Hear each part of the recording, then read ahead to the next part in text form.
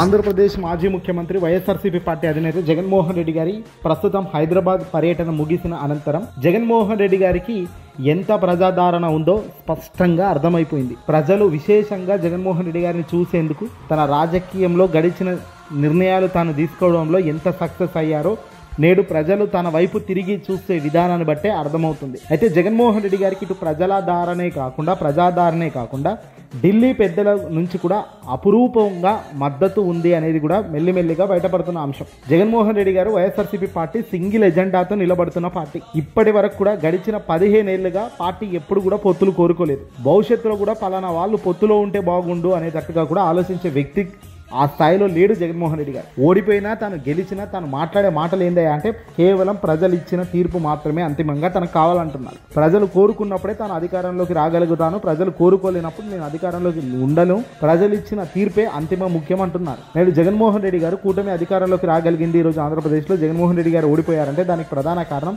బలమైన 3 పార్టీలు అందరూ ఒకే దగ్గరికి ఒక తాటిపైకి రావడం. అలా వాళ్ళు ముగ్గురు ఒక్క తాటిపైకి వచ్చింది రాష్ట్ర ప్రయోజనాల కోసమో రాష్ట్ర మేలు కోసమే కాదు. జగన్మోహన్ రెడ్డి గారు ఈ ఆప్షన్ మనం యూజ్ చేసుకోకపోతే మనం గెలవలేము, ఆయన ముందు ఆ ప్రజాదరణ ముందు మనం నిలబడలేము అనేది ముగ్గురు గ్రహించే ఈరోజు టీడీపీ కానీ జనసేన కానీ బీజేపీ కానీ అందరూ ఒక్క దగ్గర ఒక లైన్లో నిలబడ్డారు.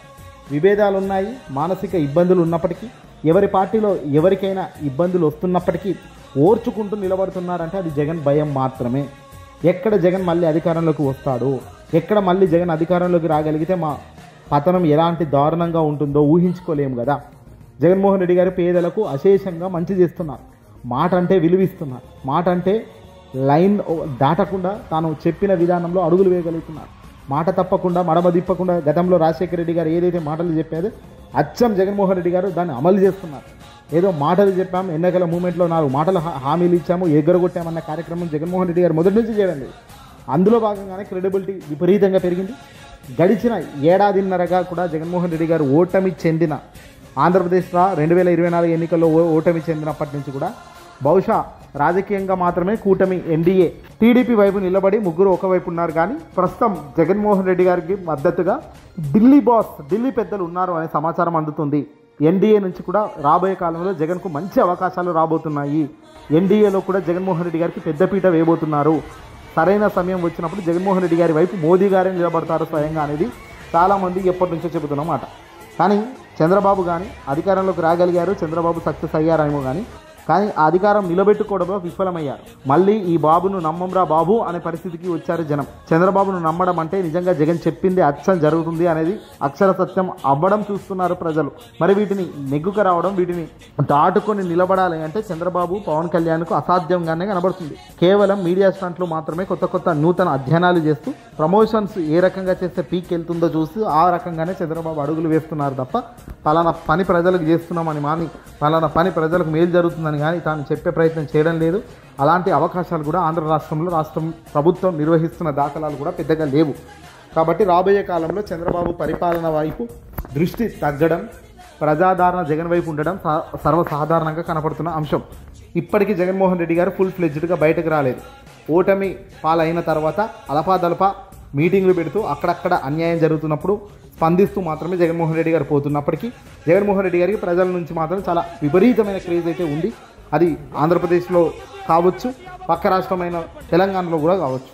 ఈరోజు కేవలం నాంపల్లి సిబిఐ కోర్టుకు జగన్మోహన్ రెడ్డి గారు హాజరుపరిచేందుకు వస్తే హాజరు కోసం అటెండెన్స్ కోసం వచ్చిన ఈ రోజున ఏకంగా 2 తెలుగు రాష్ట్రాల్లో ఉన్న తెలుగు ప్రజలందరూ కూడా ఒకవైపు తిరిగి చూసేలా ఈరోజు తన పర్యటన సాగడమే ఇందుకు నిదర్శనం.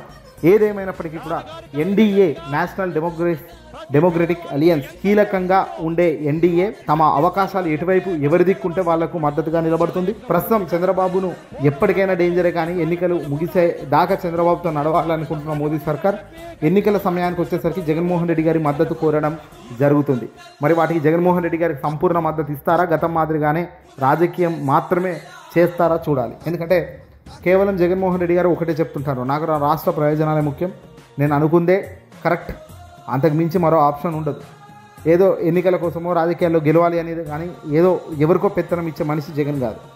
అందువల్లే కేంద్రంలో ఎన్డీఏ సర్కార్కు కావాల్సిన మద్దతు సపోర్ట్ ఇస్తూనే పోతున్నారు. ఏ బిల్లుకు ఎక్కడ ఏ సపోర్టు కావాలంటే ఆ సపోర్టు చూసుకొని చెక్ చేసుకొని వాస్తవంగా ఉందా లేదా అని చూసుకొని న్యాయబద్ధంగా నిర్ణయం తీసుకోవడంలో వైఎస్ఆర్సీపీ పార్టీ ఎప్పుడు కూడా ముందు వరుసలోనే నిలబడుతూ పోతుంది.